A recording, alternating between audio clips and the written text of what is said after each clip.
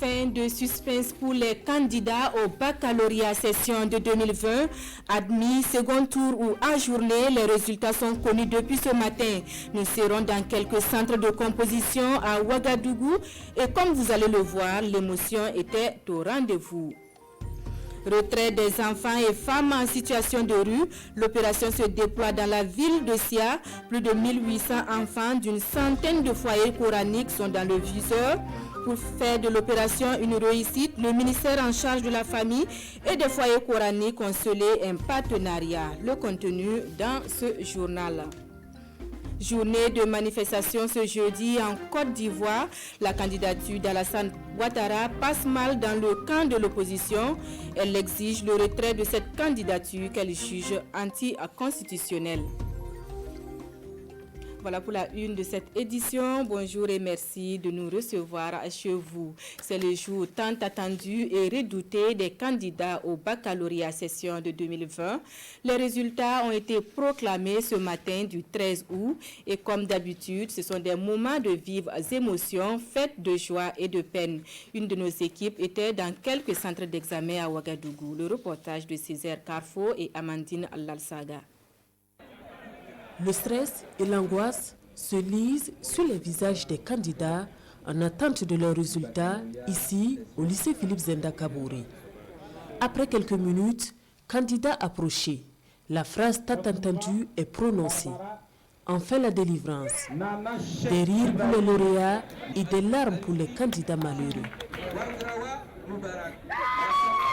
Voilà, je me sens très bien.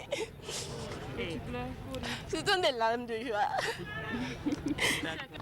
Ce n'est pas facile en tout cas. Je viens du lycée Ombac avec la mention bien et j'espère avoir 15 ou de moyenne parce que quand il y a fini de composer, j'étais confiant. Je trouve ça vraiment formidable car j'ai trop souffert pour l'avoir. Ça n'a pas été facile. Vraiment, comme le dit mon professeur d'histoire, il faut signer pour avoir le bac. Des nuits blanches, il faut bosser tous les jours, on ne peut pas dormir. Même la nourriture, c'est compliqué. Donc, je remercie vraiment le bon Dieu. Au noble Grand Zenda de Ouagadougou, on enregistre 1478 candidats repartis dans 5 jurys pour la série D. Les résultats de ce premier tour donnent 425 admis et 319 au second tour, soit un taux de succès de 28,75%. C'est pas mal, hein, 87 et on a eu deux mentions très bien, beaucoup de mentions bien, assez bien, donc c'est pas mauvais. Donc, et puis il y a encore 66 personnes qui sont autorisées à compétir, et donc je pense que ça peut encore augmenter. Non loin de là, le lycée Nelson Mandela. Là aussi, les résultats tombent au compte-gouttes. La joie pour les lauréats qui ont une pensée pour leurs camarades. Je voulais dire à ceux qui n'ont pas eu là, il ne faut pas ils vont se décourager. L'année prochaine, ça va aller. Un examen, c'est l'échec ou la réussite, mais tout ce que j'ai à leur dire, c'est du courage. Et ils peuvent compter sur notre soutien pour ceux qui sont au second tour, notre accompagnement moral. Pour ceux qui n'ont pas réussi, leur dire de ne pas baisser les bras. Les résultats du premier diplôme universitaire commencent donc à tomber ce 13 août.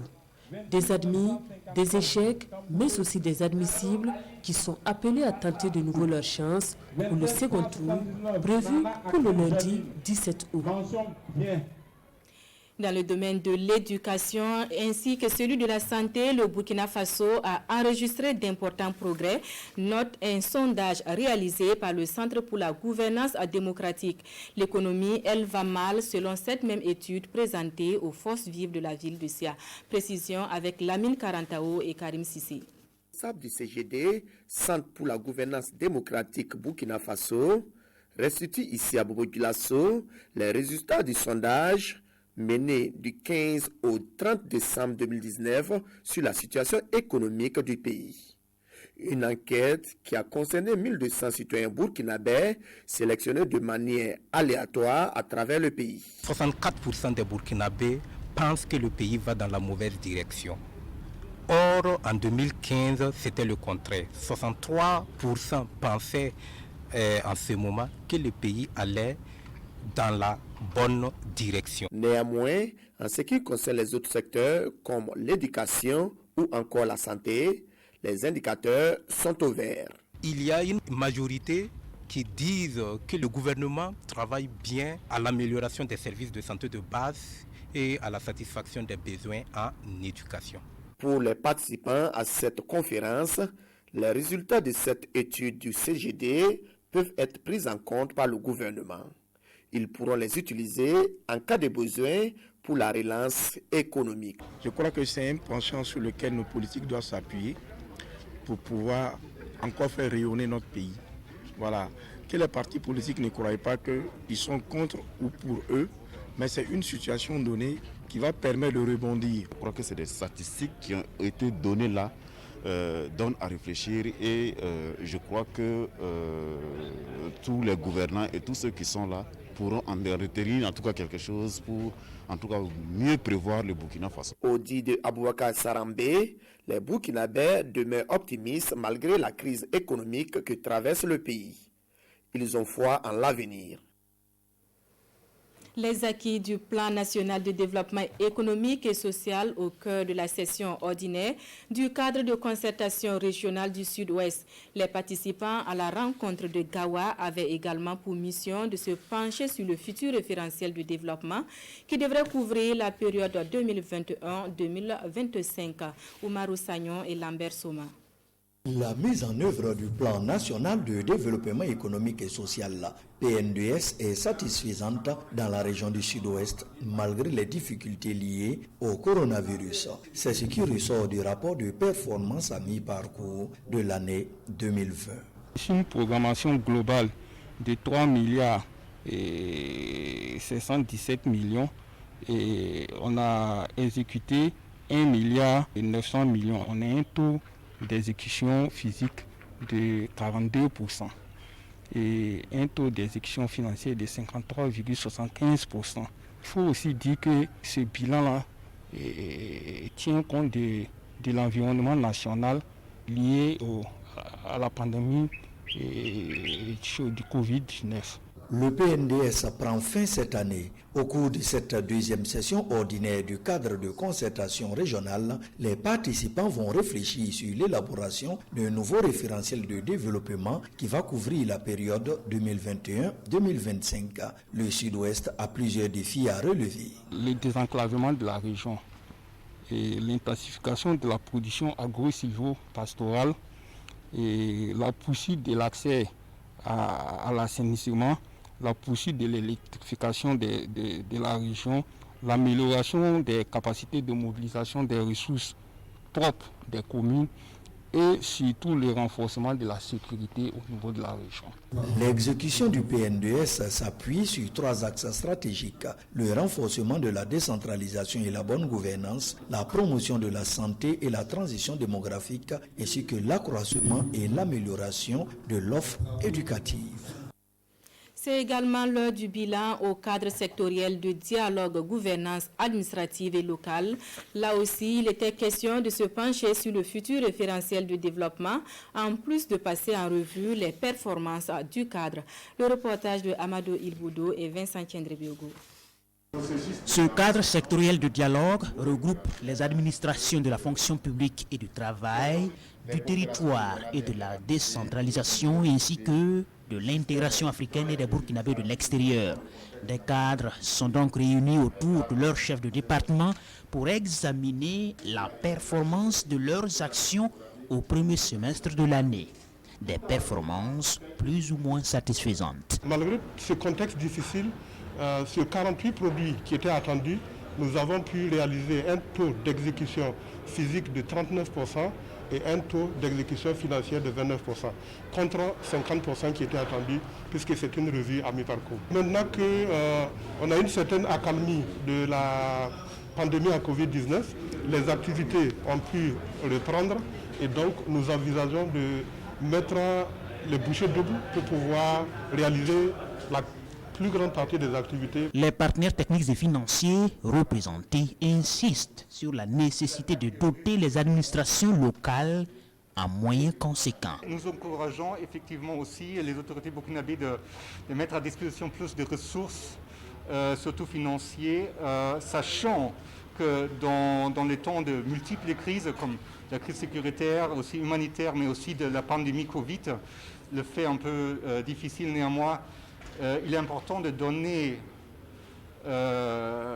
aux collectivités et aux régions des ressources nécessaires pour exécuter leur travail. Comme chez l'ensemble des autres cadres sectoriels de dialogue, cette session est également le lieu de consultation sur le prochain référentiel national de développement, lequel est appelé à succéder au PNDS à partir de 2021. Retrait des enfants et femmes en situation de rue. L'opération débute bientôt à Bobo-Dioulasso. Et pour faire de cette opération une réussite, le ministère en charge de la famille vient de signer une convention avec des foyers à coranique. Nous en savons davantage avec Hassan Gourabou, Sriki Milogo et Karim Sissi.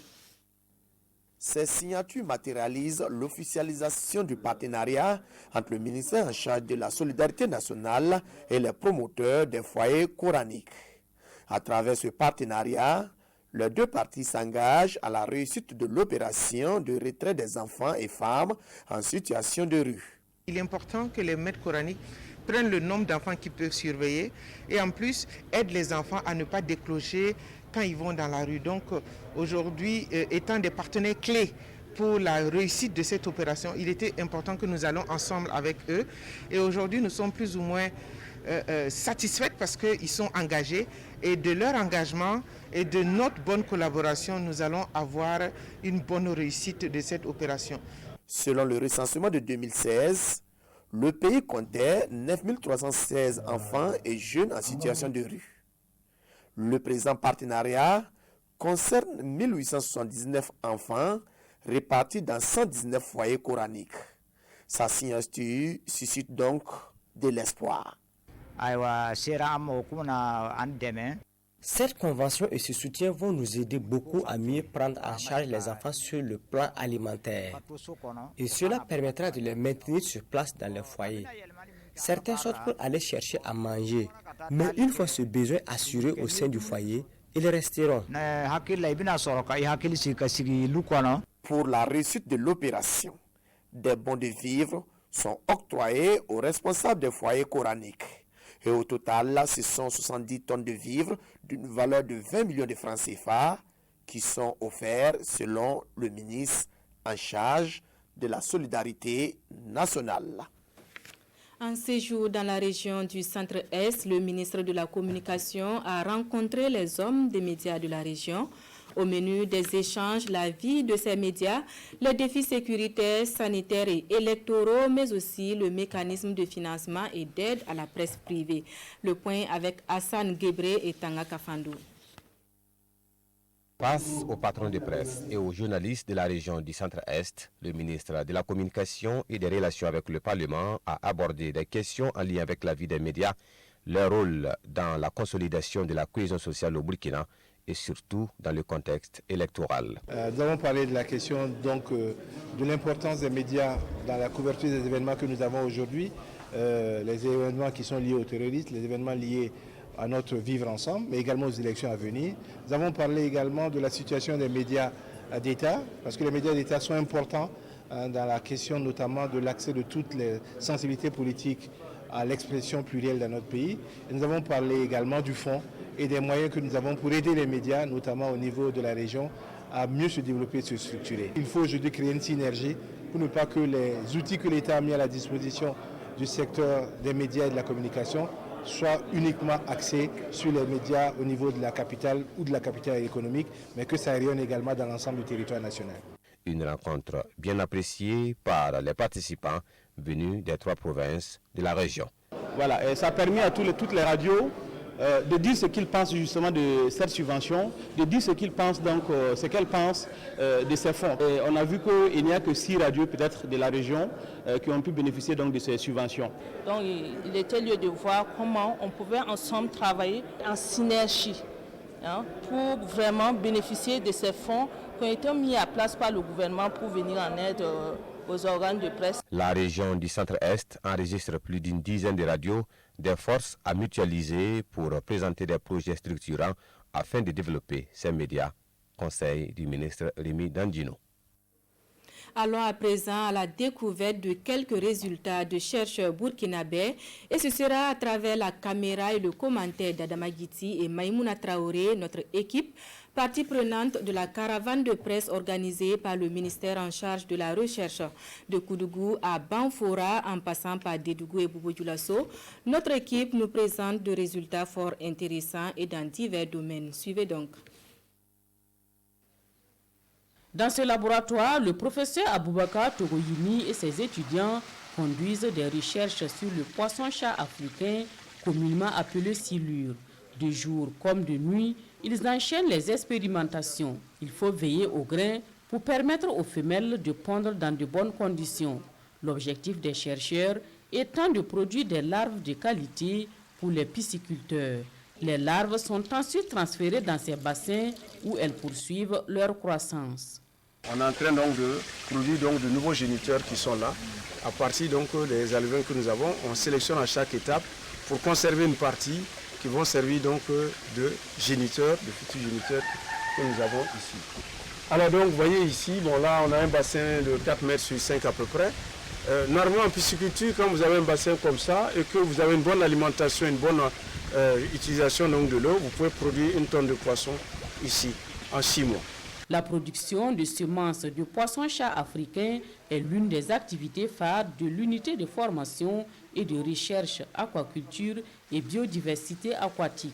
Des recherches sont également faites sur le tilapia. Grâce à un financement obtenu de la Belgique en 2011, les chercheurs ont obtenu des résultats qui ont contribué à booster la pisciculture au Burkina Faso. L'élevage du poisson-chat a pris de l'essor à partir donc des travaux qui ont été réalisés dans ce laboratoire. Nous avons livré beaucoup ici, qui ont commencé dans différents secteurs, aussi bien à Bogo, à Dédougou, à Ouaga, ailleurs. C'est nous qui leur avons fourni les premiers alvéoles pour qu'ils commencent bien sûr à faire cette activité. Et c'est comme ça, bien sûr, que nous avons formé aussi des acteurs. Ici, rien ne se perd, tout est transformé. L'eau des bassins d'élevage est utilisée pour la production végétale, un aspect qui fait également l'objet de recherches. Mais les recherches ne se limitent pas là. Pour réduire le coût des aliments, qui représente 70% du coût de production, les chercheurs ont trouvé des formules de production des aliments à base de sous-produits locaux. Le kilogramme revient à 1000 francs CFA contre 3300 francs pour les aliments importés. De quoi donc permettre aux pisciculteurs de produire du poisson de qualité à moindre coût. Une satisfaction pour les chercheurs qui n'attendent que des financements pour poursuivre les recherches. Car depuis la fin du projet avec la Belgique en 2016, le laboratoire manque de personnel technique et les coupures de courant occasionnent des pertes de centaines de poissons. Retour à Ouagadougou pour le point des préparatifs de l'édition 2020 de la Super Coupe AJSB. Une coupe qui se tient cette année à Pau le 23 août prochain avec à l'affiche Raimo FC contre Salitas. Des informations données au cours d'une conférence de presse suivie pour nous par Césaire Carrefour et Mariam Ouattara. Après Bobo en 2019, c'est la ville de Pau qui accueille l'édition 2020 de la Supercoupe AJSB. Cette 27e édition, placée sous le patronage du président du Faso, marquera également l'inauguration du stade de Pau. Face aux hommes des médias, la GSB rassure que tout est fait pour que Pau 2020 soit une fête comme à l'accoutumée. Quand on est allé à Pau le 6, le souci c'était ça. C'était de voir comment on peut faire en sorte que la Super Coupe ne soit pas comme quelque chose que des gens sont venus d'ailleurs, venus organiser puis repartir, mais véritablement que Pau se sente concerné. On a rencontré le haut commissaire de la province, on a rencontré le maire de Pau, on a rencontré le commandant de l'académie militaire Georges Namouanou, on a rencontré le commandant du camp Thomas Sankara, on a rencontré le Popin. Pour que toutes ces personnalités-là puissent nous aider, non seulement dans l'organisation, mais aussi dans la mobilisation. Pour la 4e année consécutive, l'ONATEL est le partenaire officiel de la Supercoupe AGSB, une collaboration que l'Office national des télécommunications place sous le sceau de sa responsabilité sociale. Et vous savez, ONATEL, c'est plus de 9 millions de clients. Soutenir la AGSB avec cette Supercoupe, c'est pour que nos 9 millions de clients et toute la population burkinabé puissent profiter de ce cadre que la AGSB crée et que l'ONATEL accompagne. La 27e Supercoupe AGSB 2020 opposera Raimo FC à Salitas FC le 23 août prochain sur la pelouse du stade de Pau. Cette édition sera également un hommage à Feu Mustapha Labli Chombiano, décédé le 6 avril dernier. De chez nous et en Côte d'Ivoire, la candidature d'Alassane Ouattara passe mal dans le camp de l'opposition. À travers appels et manifestations, elle exige le retrait de cette candidature qu'elle juge anticonstitutionnelle. C'est le branle-bas de combat en Côte d'Ivoire dans les rangs de l'opposition. Le président Alassane Ouattara a annoncé qu'il briguerait finalement un 3e mandat lors de la présidentielle le 31 octobre prochain. Et il n'en a pas le droit, estime notamment le Front populaire ivoirien de l'ex-président Laurent Gbagbo. Il est bon de rappeler que la candidature de M. Alassane Ouattara est anticonstitutionnelle. Nous le savons tous d'ailleurs, cette candidature viole la constitution ivoirienne. Au moins en son esprit, tel que formulé par les auteurs même de ce texte. Alassane Ouattara avait initialement décidé de passer la main à son Premier ministre Amadou Koulibaly. Mais ce dernier est décédé le 8 juillet dernier. Invoquant un cas de force majeure, le président ivoirien a donc, dit-il, reconsidéré sa position. Les opposants à Alassane Ouattara multiplient les protestations. Les jeunes notamment dénoncent la forfaiture de trop et appellent au rassemblement jeudi. Et puis il y a ceux qui dénoncent l'absence de Laurent Gbagbo sur les listes électorales. La semaine dernière à Abidjan, une manifestation des partisans de l'ancien président ivoirien avait dégénéré. Et selon plusieurs sources, ces manifestations ont déjà fait un mort à Daoukro, ville natale du candidat Henri Konan à Bédié. Retour au Burkina où 2 sujets principaux font la une des quotidiens, l'impérieuse nécessité de reconquérir l'intégrité du territoire et l'arrestation d'un père présumé violeur de sa fille. La revue de presse de Sekou Zongo, La balle est dans notre camp à tous. Conviction de Jean-Marie Toé de Sidouaya qui livre sa lecture de la situation sécuritaire au Burkina Faso dans l'apparition du journal de tous les Burkinabés de ce jeudi. L'axe Ouaga-Djibo est décidément le tronçon de tous les dangers, écrit mon confrère. Le député maire Oumarou Diko assassiné le 3 novembre 2019 sur le même axe et plus récemment l'imam de Djibo, enlevé par des hommes armés alors qu'il revenait de Ouagadougou.